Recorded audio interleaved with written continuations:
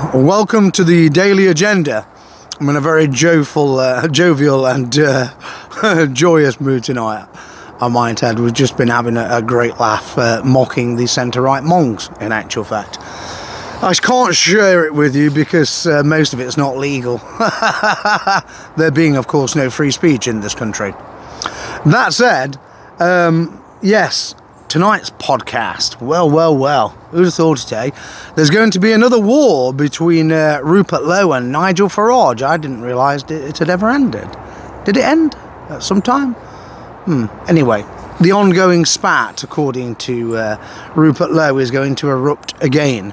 And so, really, is there any purpose to a war between fake Farage and Rupert Lowe? Now, Rupert Lowe, whilst he doesn't have any of the serious character flaws that Nigel Farage very clearly does have, he is just another centre-right Zyobot. And if you actually look at Restore Britain, which isn't a political party, so Farage has the jump on him in that respect, it's not really offering anything really different than deep fake reform. I read a report earlier that said Farage is now cutting into the British electorate with his opposition to immigration. The man isn't opposed to immigration, not in the slightest. It's just absolute nonsense. Distraction tactics of the worst and lowest type, in truth. Farage totally supports mass immigration. He has always supported mass immigration. In fact, his Jewish lawyer, Andrew Reid, who makes a point of telling everybody he's Jewish, that is, of course, before anybody starts screaming about anti-Semitism, how tiresome, he said, UKIP is the party of immigration. Yes, of course, we knew it was the party of immigration, didn't we? That's the reason why it got the backing of the mainstream media against the British National Party. Because the British National Party was opposed to mass immigration of every single description. Not UKIP, definitely not the ridiculous Brexit Party, which turned out to be exactly what I said it would be, the Bruno Party, and certainly not deepfake reform. So Nigel Farage isn't cutting into any public sentiment on immigration as such. He's conning them, as usual. And what does Rupert Lowe have to offer? Absolutely the same thing, but using different words. It's almost a paraphrase of Reform UK, in truth. But a spat between them, well, that can only mean that Nigel is going to make even more false and misleading allegations against Rupert. Now, Nigel loves false and misleading allegations, especially in league with his Jewish lawyer, Andrew Reid. You know, we'll have to refer back to that ridiculous troll trope, the art of the unbelievable. Sorry, they called it the art of the impossible, didn't they? Yeah, impossible to believe a word in it, in truth. But yes, that's how I know they love false and misleading allegations, which they cannot stand up with anything remotely resembling supporting evidence. Ask them to corroborate their allegations against anyone. Never happen. But you see, what they do is they rely on the old truth that the lie is halfway around the world before the truth has even got its trousers on. Absolutely. Yes, that's how they operate. That's what these people do, is they just lie and make false promises. And so is Farage and his little criminal gang in deepfake reform going to attack and smear Rupert Lowe and Restore Britain and Charlie Downes? Well, yeah, absolutely not. I mean, absolutely, yeah. But why not, in truth? Because, you know, at the end of the day, I don't see how any of that lot have a problem with doing it to anyone else. They're all doing it to each other. And whilst Rupert Lowe and Ben Habib have been on the receiving end of a lot of false allegations, particularly Rupert Lowe, I don't think for 1 minute, if you look at their followers, that they hesitate to smear anyone. You know, I mean, just look at these centre-right mongs, for example.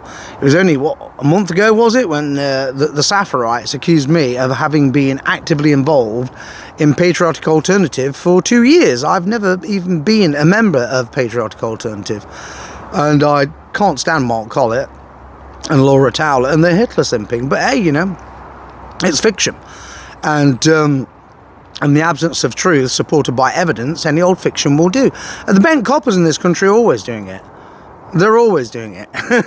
I've seen it countless times. So, and of course, there's a great deal of collusion between the centre-right and bent coppers, a fact which I detail in my book, Patriot Games. And anyone who hasn't bought the book yet, Patriot Games, then I would advise you to go out there and do it. I'll post the link again in tonight's podcast. Because you need to be armed with the facts about the centre-right so that you can argue from a position of inviolable strength. There's one thing that all centre-right factions do is spout a pack of lies and false and misleading promises. So it's nothing new, is it? But in truth, should any of us really care as nationalists? Well, as a nationalist, I don't really care at all. I don't care in the slightest. Because I watched Rupert Lowe today on the Andrew Gold Show, talking to another one of the Chosenites. And he actually blamed the ruination of Britain on Tony Blair and Alistair Campbell. A pair of puppets. Globalist puppets, that is. You know, is the man so disingenuous, and he clearly is, to blame the ruination of this country on Tony Blair and Alistair Campbell when the ruination was already decades in the process at that time? I would say Margaret Thatcher did a great deal of ruination of her own, in truth, but obviously Rupert wouldn't agree with that because he's a Thatcherite, isn't he? Same as Farage and Ben Habib. You see, they're all Thatcherite Zio-bots. There's no real difference between any of them. They're just factions dividing up the market because they have some cosmetic differences which have become quite bitter and nasty. But that explains the centre-right full stop anyway, doesn't it? Bitter and nasty. Because that's all they do is make false and misleading allegations and get bitter and nasty about it from a safe distance. And why should anybody be surprised by it? Sorry about that brief interruption. We had the chopper squad going overhead, and no, it wasn't dropping off any assassins, several assassins like in the Charlie Kirk conspiraloon theories. But yeah, we'll get on to that in a minute, in actual fact. How the centre-right love hiding behind the murder of their new martyr. As though anyone in the British centre-right has the right to actually hide behind anyone who's been murdered in that terrible way. But yes, should we care? Well, as I said, Rupert Lowe, I mean, is the man politically illiterate? I don't believe the man is politically illiterate at all. I don't believe he's geopolitically illiterate either, although that's exactly how he comes across. Is it contrived? It probably is contrived, yes, absolutely.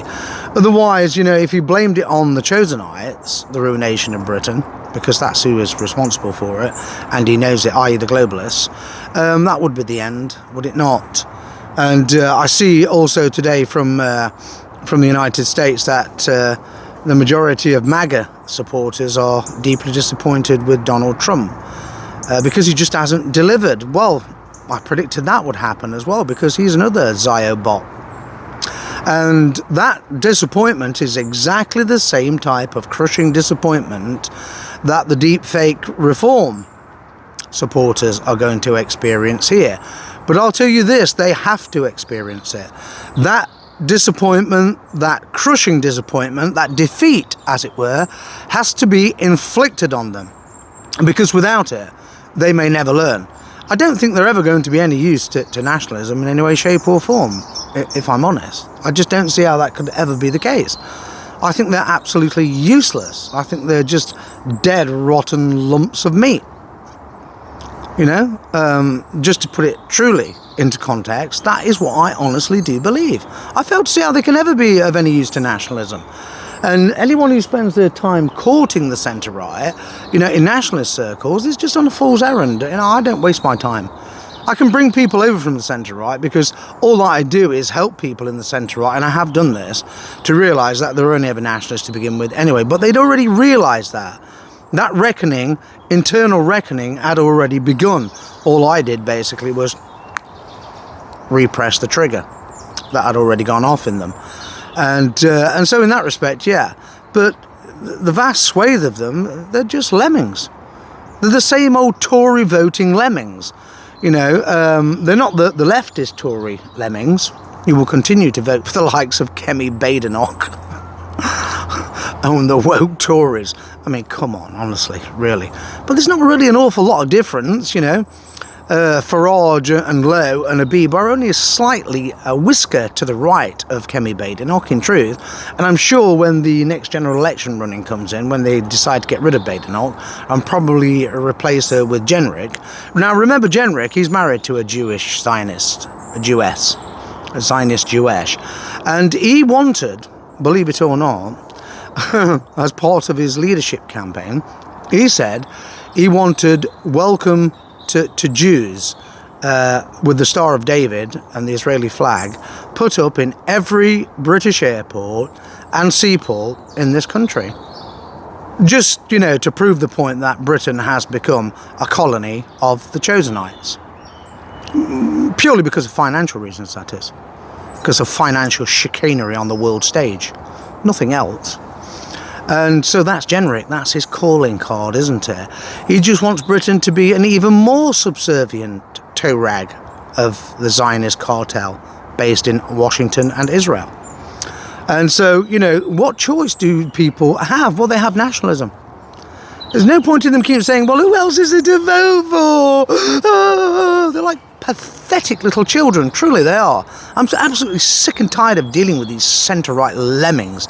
They are both irksome and tiresome, and truly, for the most part, utterly bloody revolting. But that's what we're dealing with, is it not, in the electoral sense? Although I would say this, does it really matter if another war breaks out between fake Farage and Rupert Lowe? Because Farage plays exactly the same game as Rupert Lowe, i.e. he'll blame it on the likes of Blair and Campbell and the Eurocrats. And Rupert Lowe also admitted that he once referred to Nigel Farage as the Messiah, literally. I meant it, the Messiah. Now you can understand why this absolutely irrelevant second-rate metals trader on the stock market, a Tory, Nigel Farage, actually developed this utterly enormous ego and became the grandiose narcissist that he is today. He's not quite as bad as Trump yet, but we can expect all the bellicose bullshit that Trump spins on a daily basis, particularly when he's at the United Nations. If Farage becomes Prime Minister, just imagine that laugh-a-thon, you know.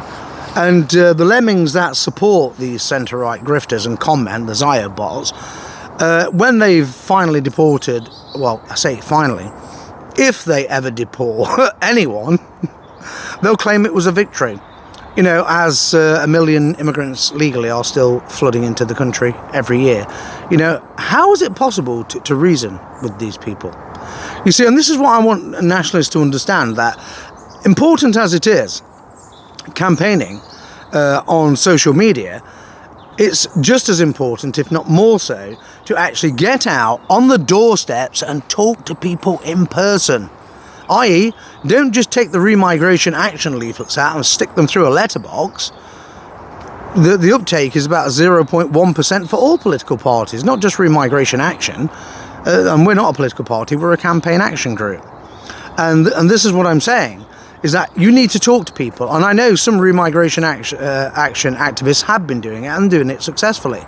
You know, they've been knocking on doors. Okay, it reduces the number of leaflets that you can actually deliver. But it's not just about a leaflet drop, is it? It's about actually talking to people, touching base with reality, with voters. And that is what I think is by far the best thing to do. You know, because in a sense, whilst I am here promoting nationalism and enumerating all the reasons why people should be nationalists and voting nationalists, in truth, you know, countering the centre-right is important, but getting out there and promoting our message on the doorstep, I think, is even more important. So that's what remigration activists need to do. That's what nationalists need to do. All nationalists, irrespective of what faction they're involved in. They should be out there knocking on doors, persuading people to embrace mass remigration and zero immigration, and explaining how and why it is tenable, and absolutely the reason why it needs to be done. Because, yes, I do accept that there has to be this fantasy and fairy tale delusion first called deepfake reform. That's if it doesn't get flat packed before. But if it does, they've always got the shoeing guy, Rupert Lowe, and if he's on the failure list as well, then they've got another shoeing guy called Ben Habib with his little cocaine sporting factory under the little Irish junkie. Wee Tommy Robinson, Pat. Do you get the point I'm making? There are three factions that the Zionists can rely on to spout their fake, false, misleading civic nationalism. In fact, I don't think Farage is even bothering with civic nationalism these days, is he? He's gone so far to the left, but at the same time, he knows to bite into the vote that he needs to become Prime Minister and totally betray the country, he needs to talk about immigration. And the 600,000 figure is just pie-in-the-sky fantasy. Pie-in-the-sky fantasy, but his Gorms, yeah, absolutely, his Gormless lemmings, they'll buy into it because they're so desperate, they believe every single iteration of this safety valve operation, and so they're bound to buy into it. And so I would say this, it is completely immaterial who is going to win the battle between Nigel Farage and Rupert Lowe and even Ben Habib. And the reason why is because they're all the same. They just use slightly different language, slightly different words. They paraphrase one another's policies, but pretty much it's all the same thing. It's just a massive disappointment. Concentrate on the illegals, deport some illegals, and just ignore the vast stream of legal immigrants coming into the country who have caused balkanization and who are going to be responsible for the primary balkanization that is coming. And I tell you this to British nationalists, prepare not for a victory at the ballot box, get yourselves ready for primary balkanization, because that is how this contest, ultimately, this battle, this existential struggle is going to be determined, through primary balkanization. Switch your thinking and do it immediately. That's my advice. Primary balkanization. Familiarize yourselves with that term and the entire concept. Primary balkanization. That is the point of no return. And we'll be there in a few years' time, once fake Farage is fucked up by design. Thanks for tuning in.